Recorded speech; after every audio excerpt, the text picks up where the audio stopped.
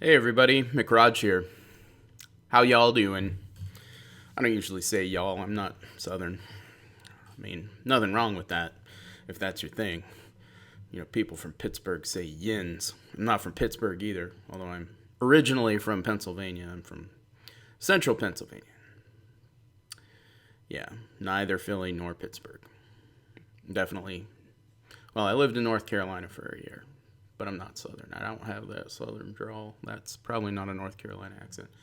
Um, but y'all is pretty cool because you people, it's offensive. You say you people, and there's the ghost in my house opening the door, aka Alfred, my dog. Anyway, what should I say? How how are you folks doing? I like that one. Anyway, today is a lot of headlines have been popping up, and most of them have to do with crime. There's a lot of crime going up, and away. I'm going to drop in post. There's a picture that my wife took when we went into the local dollar store. This is a town of 2,000 people in rural South Dakota, and there is a sign on the door of our local dollar store saying that no one under the age of 18 can enter the store without a guardian present or without an adult present because they've caught them shoplifting so often. Again, this is a town of 2,000 people in South Dakota, rural South Dakota. So that shows you what kind of state we're in the United States. In other headlines, where my in-laws still live, they have decided to implement, it's taking effect today, I guess, a zero bail policy for nonviolent criminals. They're going to be able to just walk free as long as they didn't like assault someone or kill someone or rape someone. They could have stolen any amount of merchandise and they can just go free without bail. I guess because there's just so much crime, they can't hold everybody. So, interesting policy. I heard about that going into effect. And I will tell you this. This is from my father-in-law. This just happened. Not even a week ago. I think it was over the weekend. My father-in-law witnessed not in a bad neighborhood. We're talking like Hollywood or West Hollywood, somewhere in that area. My father-in-law witnessed, and I mean, for those of you who don't know, Hollywood isn't like a great area. It's not like Beverly Hills or Bel Air. Some people hear the word Hollywood and they think it's all movie stars and stuff. Hollywood is like kind of normal for LA. It's almost like an extension of the downtown in a weird way, and it is where the industry is headquartered. But there's also plenty of hobos.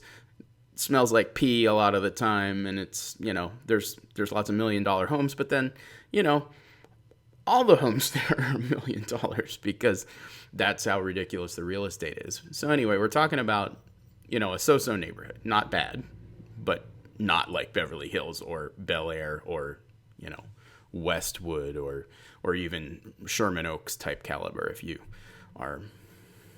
know the Valley at all.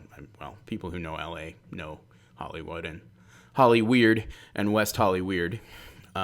So he's in a convenience store, and a person of an ethnicity which I shall not name, although if you take a guess, you'd probably not be wrong. And he just grabs an armload of chips and snacks and throws them into a backpack. And there were the owners of the store said, "Sir, you have to pay for that. You have to pay for that." And he just shrugged his shoulders, took a few more things, and walked out. Didn't pay. Anyway, I'm surprised nobody got it on video. Well, somebody may have. It may be floating around out there. It just hasn't gone viral yet. But he witnessed it with his own eyes. Guy just walked in, cleared off an entire shelf of a business just run by a family. This wasn't like some massive chain. It was owned and operated by a local couple. It appeared there was a man and a woman running the place, and I keep hearing anecdotes of people ripping off Target, and the Target employees just stand there and watch. The police don't even do anything. So, stuff like this is going to be on the rise. Guys, if you think that the economy is somehow going to turn around and things are going to get magically better, they're not. We are on we're on a downward trend for the foreseeable future. Everything is flashing warning signs for the stock market. We're talking the 10-year yield.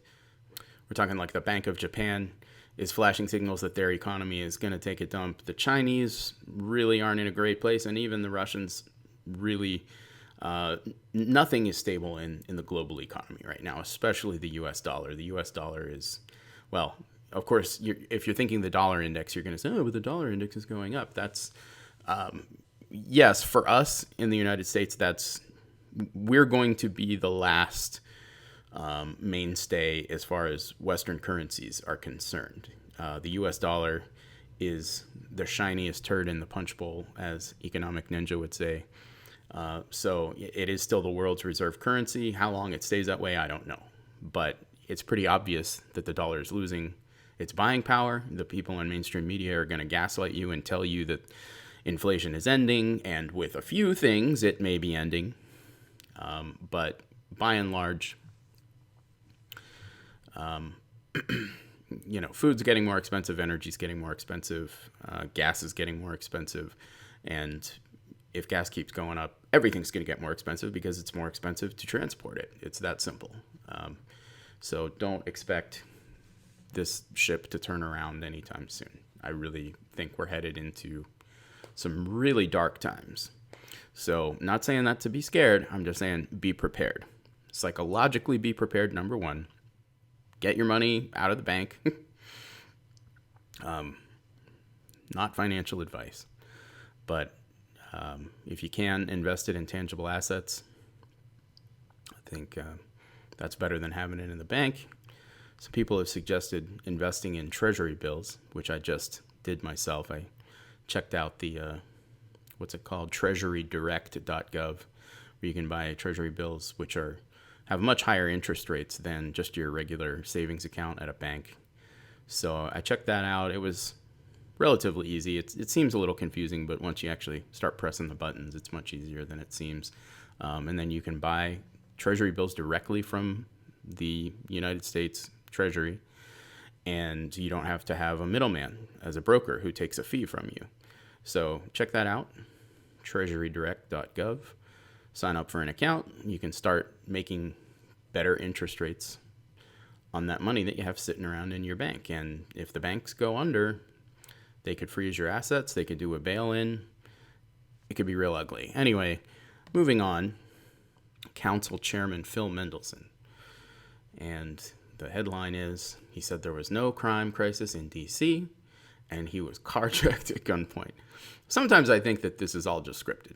Even this stuff, even the alternative headlines, sometimes I really just think there's people sitting around writing, wouldn't this make a funny headline? This guy who says there's no crime getting carjacked. And yes, it would be funny if you wrote that. And here we have woman was, well, actually we don't know what she was doing, but she makes it very clear that Walmart is racist. If you've seen this post on X, there's one of the people who's posted it or reposted it.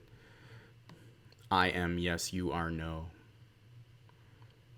It's pretty funny. It's sad, but it's funny too. Yeah, I'm not going to play the audio here. I'll look that up for yourself. It's even happening in the UK. This is not isolated to the United States. From what I understand, it is all over Europe, but the UK parallels the US in so many ways.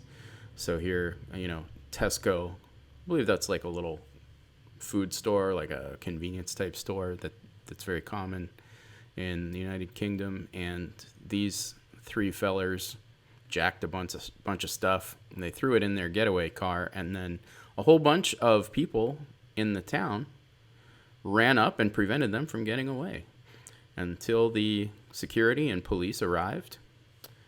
And no, this is the exception to the rule as far as I've seen. 99% of the time, or 95% of the time, the guys just walk out of the store with stolen goods, and they just simply drive away. And look at that. They're driving a Beamer. They're driving a Beamer, which looks fairly new, and they have to steal what was most likely food. I don't know what Tesco sells, but I don't think they sell a whole lot of like expensive merchandise. Anyway, they drag them out of the car, and they pin them up against these other vehicles. You're going to see that happening more and more. Fortunately, nobody really got hurt here. No reason not to live your life. Just be forward thinking about what's coming. Doesn't hurt to stock up your pantry ahead of time so you don't have to go to the store all that often, so you don't have to run into these people. Yeah, the stock market is, last I checked, it was headed down pretty hard. Japanese markets aren't looking too hot. Oh yeah, one other thing that I wanted to throw out there.